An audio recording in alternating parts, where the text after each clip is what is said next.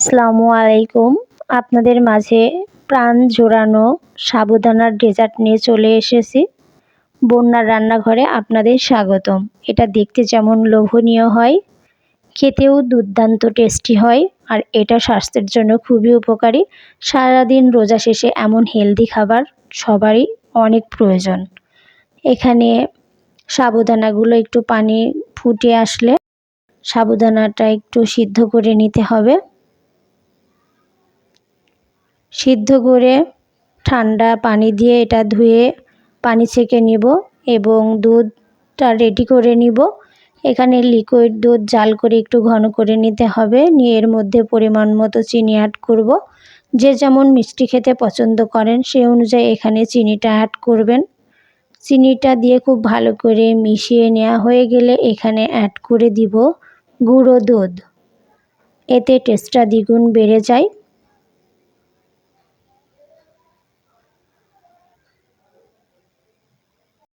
আমার ভিডিওটি ভালো লাগলে আমার চ্যানেলটি সাবস্ক্রাইব করে পাশে থাকবেন এবং বেল বাটনটা অন করে রাখবেন, এবং আমার এই ভিডিওটি আপনাদের আত্মীয়স্বজন বন্ধু বান্ধবদের মাঝে শেয়ার করতে ভুলবেন না। আপনাদের বেশি বেশি শেয়ারে অনেকে অনেক উপকৃত হবে। দুধটা ঘন করে নামিয়ে নিয়েছি এবং এখানে কিছু ফল কেটে নিয়েছি। আপনাদের পছন্দ অনুযায়ী হাতের কাছে যে ফল থাকবে সেটা দিয়ে তৈরি করার চেষ্টা করবেন। আমি এখানে যে ফল নিয়েছি সেটাই নিতে হবে এমন কোনো কথা নেই। সামর্থ্য এবং হাতের কাছে সবসময় সব রকম ফল থাকে না, যেটা থাকবে সেটা দিয়েই করতে পারেন। এখানে কিছু দুধ নিয়ে নিয়েছি এবং এর মধ্যে কিছু সাবুদানা খুব ভালো করে মিশিয়ে নিয়ে অ্যাড করে দিচ্ছি।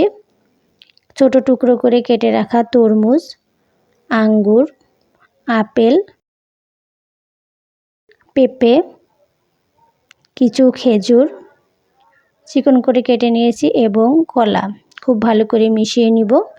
আর এই ডেজার্টটাই মিষ্টি জাতীয় ফল অ্যাড করার চেষ্টা করবেন, এতে খেতে খুবই ভালো লাগবে। খুব ভালো করে মিশিয়ে নেব। এটা দেখতে যেমন লোভনীয় হয়, খেতেও টেস্টি হয়। আপনারা এভাবে তৈরি করে বিকেলের দিকে নর্মাল ফ্রিজে রেখে দিতে পারেন। এটা ঠান্ডা ঠান্ডা খেতে বেশি ভালো লাগে। ইফতারের সময় বের করে নিলেই তৈরি হয়ে যাবে। ইফতারির সময় বের করে পরিবেশন করে নেবেন। এটা বড় ছোট সবার অনেক পছন্দ হবে।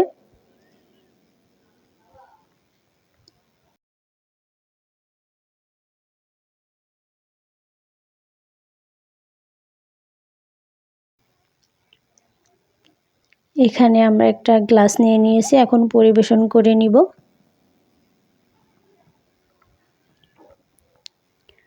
আমার এই ডেজার্ট আইটেমটি আপনাদের কাছে আজকে কেমন লাগলো অবশ্যই কমেন্টে জানিয়ে যাবেন। আর যদি ভালো লেগে থাকে বাসায় অবশ্যই আপনারা এটা বানানোর চেষ্টা করবেন, আর বেশি বেশি শেয়ার করতে ভুলবেন না। সারাদিন রোজা রাখার পরে এটা খেলে মন প্রাণ দুটোই জুড়িয়ে যায় এবং স্বাস্থ্যের জন্য অনেক উপকার হয়।